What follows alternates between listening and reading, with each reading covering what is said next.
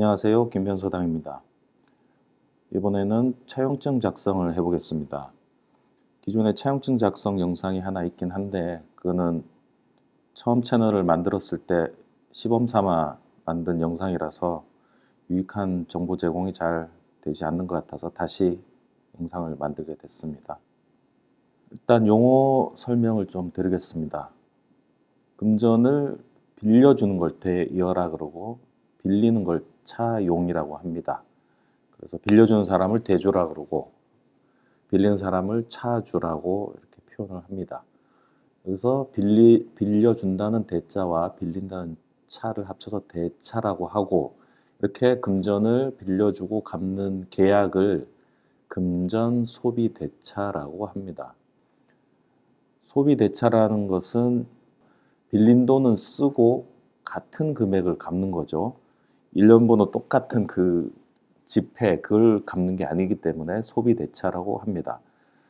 빌린 걸 그대로 갚는 건 사용대차라고 합니다. 그래서 금전은 소비대차가 될 수밖에 없습니다. 따라서 돈을 빌려주고 갚는 계약은 금전소비대차 계약이 되겠습니다. 차용증이 차용증으로서 기능하기 위해서는 반드시 들어가야 될 것이 있습니다. 차용증 작성할 때 가장 주의해야 될 부분입니다. 문서 제목은 차용증이라고 하든 변제각서라고 하든 합의서라고 하든 관계는 없습니다. 다만 그 내용에 이 돈은 갚는 돈이다라는 게 들어가 있으면 차용증으로서 기능을 하는 겁니다. 만약에 이 돈은 갚는 거다 이런 내용이 들어가 있지 않으면 아무리 문서 제목을 차용증이라고 하더라도 그건 차용증이 아닙니다. 차용증으로서 법적 효과가 없습니다. 차용증으로서 기능을 하지 못하는 겁니다. 따라서 차용증 작성할 때는 반드시 이 변제특약, 이 돈은 반환할 돈이라는 부분이 명백히 들어가야 됩니다. 만약에 그것이 없으면 증여나 투자로 해석될 수가 있습니다. 따라서 나중에 돈을 빌린 사람이 다른 얘기 했을 때 낭패를 볼 수가 있습니다. 금전소비대차 계약의 이 문서 제목을 대여증이라고 안 하고 차용증이라고 하잖아요. 왜 빌리는 쪽을 중심으로 제목을 썼느냐. 이 차용증의 기능은 돈 빌리는 사람이 변제를 하겠다는 약속을 담은 문서이기 때문입니다. 그래서 차용증 작성할 때는 돈 빌리는 사람의 인적사항이 분명히 들어가야 되고 이 돈 빌리는 사람이 갚겠다 하는 의사가 그 안에 들어가 있어야 합니다. 빌려주는 쪽에서 나는 빌려줬다. 이것은 의미가 없습니다. 차용증은 반드시 빌린 사람이 갚겠다는 의사가 들어가 있는 문서를 말합니다. 그래서 제목을 차용증이라고 하는 겁니다. 변제각서라는 제목도 같은 의미가 되겠습니다. 차용증이 왜 중요하냐면 처분문서입니다. 처분문서라는 용어가 법률적으로는 굉장히 중요한데요. 문서 자체에서 법률 효과가 발생하는 문서를 처분문서라고 합니다. 차용증, 계약서 이런 것들이 대표적인 처분 문서입니다. 문서 자체로 법률 효과가 발생한다는 의미는 이것으로 재판을 했을 때 재판 결과가 그대로 이 문서대로 나온다는 겁니다. 그 내용에 반하는 증인 100명이 등장한다 하더라도 법원은 이 처분 문서의 효력을 함부로 부인하지 못합니다. 자, 차용증 작성한 다음에 공증을 해야 됩니까? 라고 묻는 분들이 계신데 공증을 하면 좋은 건 있습니다. 나중에 재판을 하지 않아도 돼요. 차용증을 가지고 그 자체로 강제 집행을 할 수가 없습니다. 법원에 재판을 해서 판결문이 나와야만 강제 집행을 할 수가 있는 겁니다. 근데 공증을 하면 이 재판을 할 필요 없이 바로 강제 집행을 할 수가 있으니까 좋습니다. 다만 공증을 했다 해서 담보를 가진 건 아닙니다. 공증을 했다고 해서 변제가 보장된 건 아니고 다만 재판을 생략하는 효과는 있다 정도의 의미는 있습니다. 공증을 받아 놓으면 나중에 재판하는데 시간과 비용을 안 써도 됩니다. 다만 돈을 빌려줄 때 변제를 확실히 하기 위해서는 가장 좋은 건 담보입니다. 인적 담보인 보증 또는 물적 담보인 저당권 설정 같은 거를 하고 돈을 빌려주는 게 가장 좋습니다. 자, 이제 차용증을 한번 작성해 보겠습니다. 앞서 설명드린 내용을 참조해서 보시면 되겠습니다. 제목은 차용증이라고 하면 되고, 뭐 변제각서라고 해도 되고, 합의서라고 해도 되고, 제목이 중요한 게 아니라 반드시 들어가야 될 내용, 즉 변제 특약이 있어야 차용증으로서 기능을 한다고 말씀드렸습니다. 아무리 제목을 차용증으로 쓰고 그 특약을 넣지 않으면 차용증으로서 기능은 없습니다. 다른 제목을 쓰더라도 변제 특약이 있으면 차용증으로서 기능이 있는 겁니다. 자, 여기서 편의상 차용증으로 하겠습니다. 당사자를 먼저 특정해야 되는데 돈을 빌려주는 사람을 돈 빌려주는 사람, 대주, 채권자 여러 표현을 할 수가 있습니다. 편의상 채권자로 하겠습니다.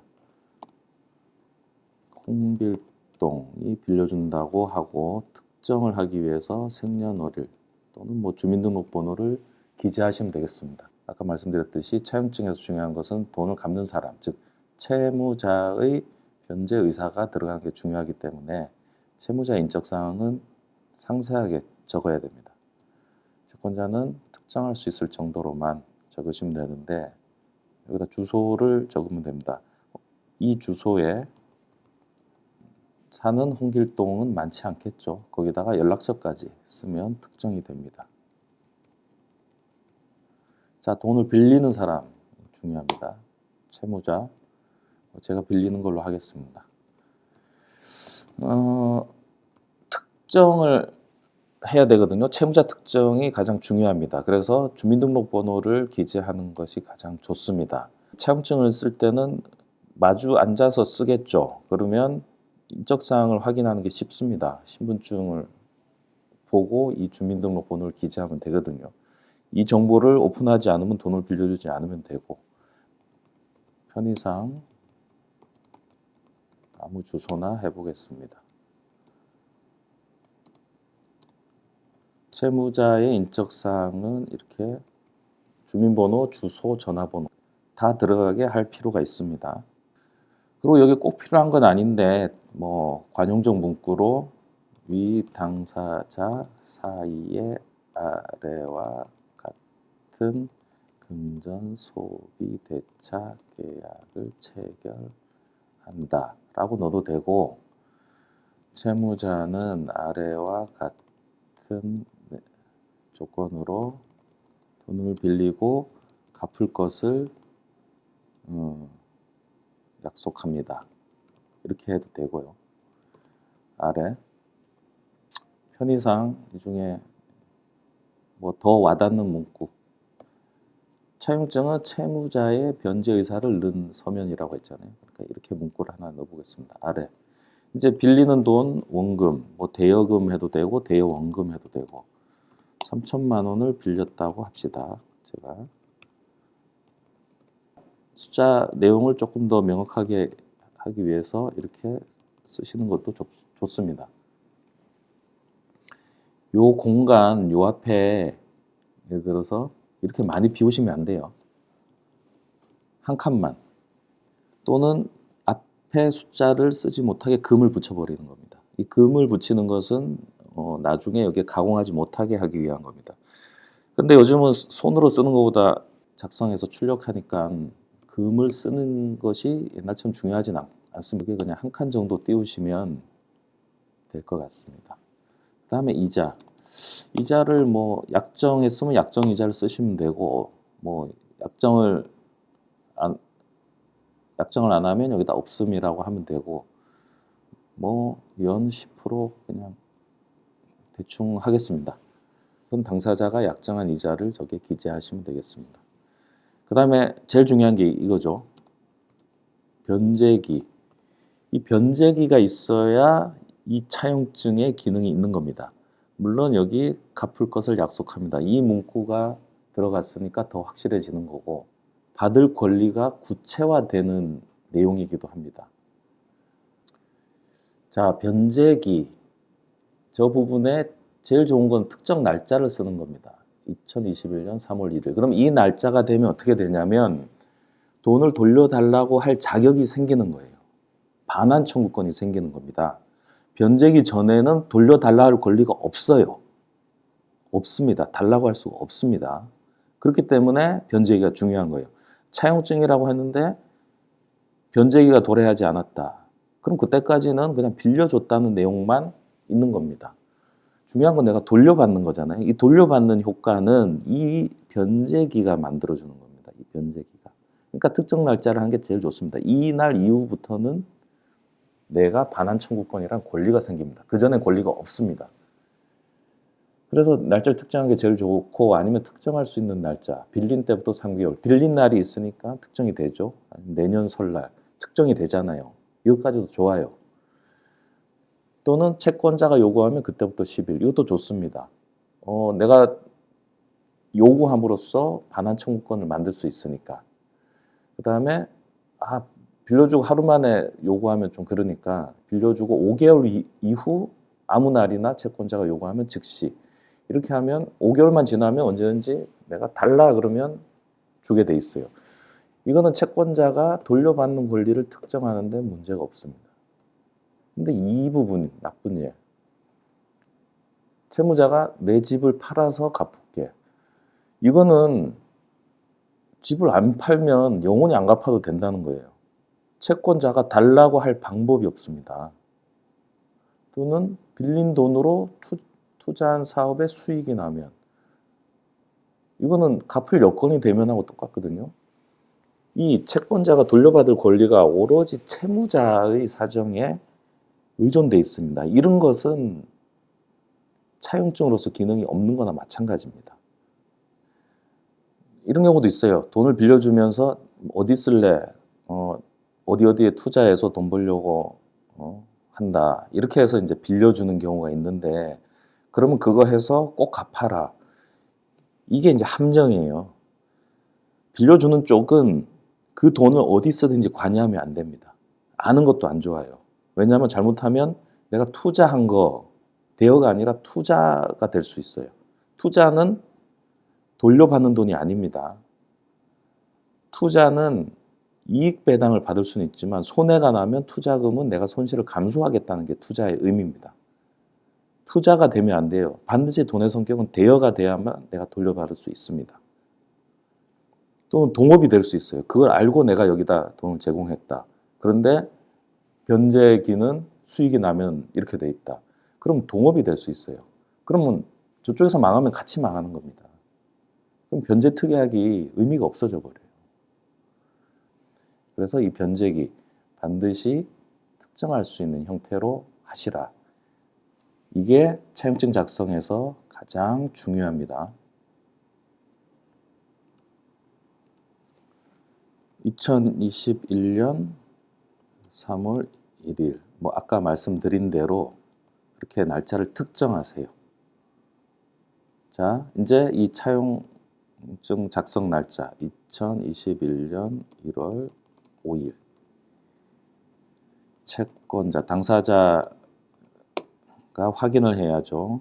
홍길동 인, 채무자 김변 인. 김변이 본명이라는 전제로 하는 겁니다. 별명을 쓰시면 안 되고요. 자, 여기에 이제 도장을 찍는데, 이 도장을 찍는 의미는 뭐냐면 이 내용을 내가 눈으로 보고 확인했다는 의미로 찍는 겁니다. 그래서 나중에 김변이 돈 빌린 사람이 나 이거 본 적 없어, 이럴 때를 대비해서 하는 거예요. 만약에 막도장을 찍었다.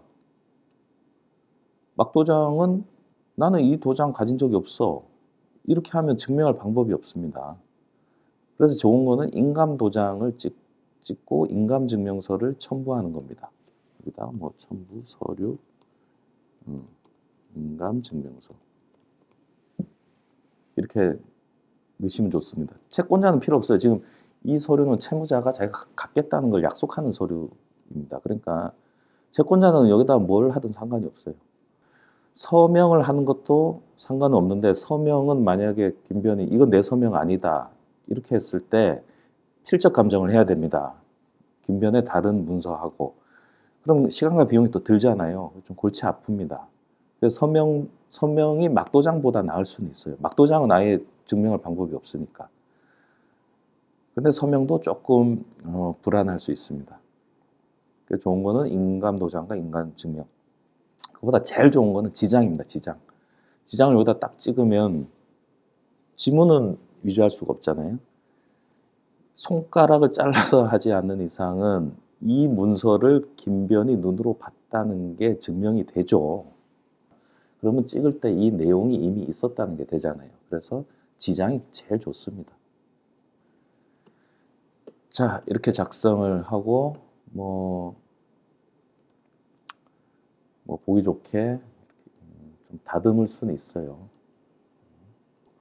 지장이나 도장 찍을 때 이 위에 이 금액, 그냥 날짜, 이자 이 위에다 이렇게 찍어주시면 좋아요. 이걸 보고 내 채무자가 확인했다는 게 되기 때문에 나중에 다른 얘기를 못 하겠죠. 자, 이렇게 차용증을 작성해 봤습니다. 한번 볼까요? 오늘은 여기까지 하겠습니다.